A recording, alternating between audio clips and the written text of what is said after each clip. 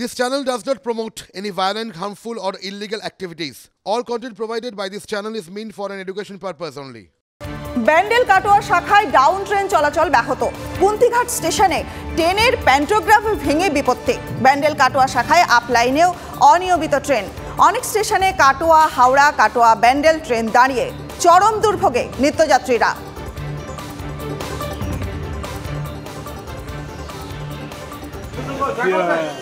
Balughat express দাঁড়িয়ে ছিল কালনা, রাধিকাপুর দাঁড়িয়ে ছিল, ঝাঁপিগ্রাম একে দাঁড় করেছিল সমুদ্রঘাট। কাজের জায়গায় পৌঁছাতেও তো অনেক দেরি হয়ে যাবে। হ্যাঁ, সবই দেরি হয়ে যাবে। ঢোকার আগে তো কিছুক্ষণ দাঁড়িয়ে রইলুই, আর এখন তো দাঁড়িয়ে পড়েছে। এখন যে কখন যাব তার ঠিক নেই।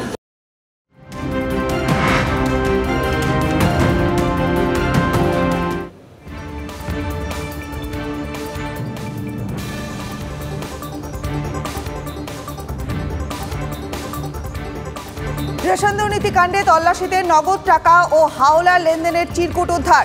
মঙ্গলবার রেশন দুর্নীতি মামলায় 8 জায়গায় তল্লাশি চালায় ইডি। তল্লাশিতে মিলেছে নগদ টাকা। সূত্রের খবর, বড়বাজার এলাকায় তল্লাশিতে 1 ও 5 টাকার নোট মিলেছে। সূত্রের খবর, 1 ও 5 টাকার নোটগুলোই হাওলায় লেনদেনের কাজে ব্যবহার করা হতো।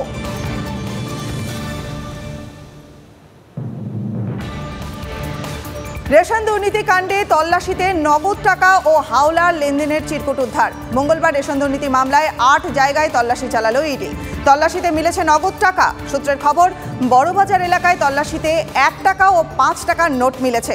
সূত্রের খবর, 1 এবং 5 টাকার নোটগুলোই হাওলায় লেনদেনের কাজে ব্যবহার করা হতো।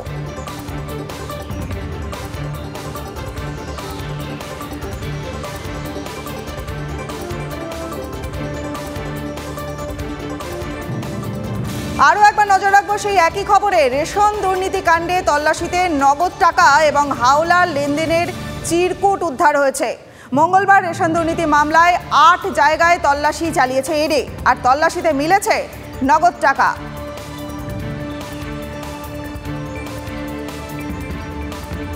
আমাদের প্রতিনিধি সুজয় পাল রয়েছেন আমাদের সঙ্গে।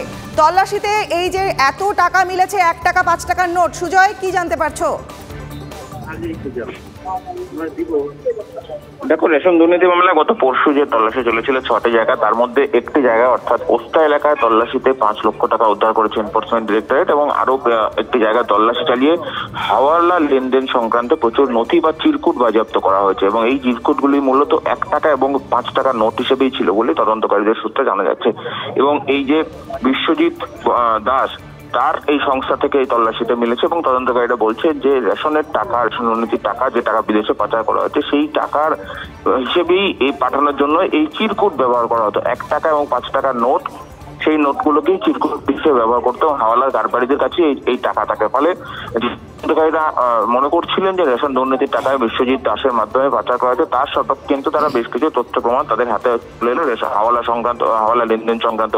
তার পাশাপাশি যে 5 লক্ষ টাকা পাওয়া গেছে, সেই টাকারও কিন্তু কোনো উৎসের সঠিক কথা জানাতে পারে। ধন্যবাদ সুজয়। এবার খবরের আরও একটা গুরুত্বপূর্ণ খবরে নজর রাখতে চলেছি আমরা, আর খবরের কেন্দ্রবিন্দুতে রয়েছেন মিমি চক্রবর্তী। মুখ্যমন্ত্রীর সঙ্গে বৈঠকের সম্ভাবনা যাদবপুরের সাংসদ মিমি চক্রবর্তীর। দলীয় সূত্রের খবর, বেলায় বিধানসভায় আসতে বলা হয়েছে মিমিকে। সেখানেই মমতার সঙ্গে তার কথা হতে পারে। সম্প্রতি মিমিকে নিয়ে জল্পনা কিন্তু শুরু হয়েই গেছে। তিনি ফের যাদবপুর থেকে কি প্রার্থী হবেন? কারণ দিন কয়েক আগে আমরা দেখতে পেয়েছিলাম যে একাধিক পদ থেকে একের পর এক সাংসদ কিন্তু পদত্যাগ করছিলেন। সাংসদের 2টো স্ট্যান্ডিং কমিটির সদস্যপদ তিনি ছেড়েছেন। ইস্তফা দিয়েছেন নলমুড়ি আর জিরানগাছা ব্লক প্রাথমিক স্বাস্থ্য কেন্দ্রের রোগী কল্যাণ সমিতির চেয়ারপারসন পদ থেকেও।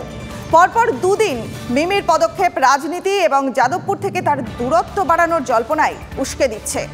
এমন পরিস্থিতিতে মুখ্যমন্ত্রীর সঙ্গে তার বৈঠকের দিকে তাকিয়ে রয়েছে রাজনৈতিক মহল।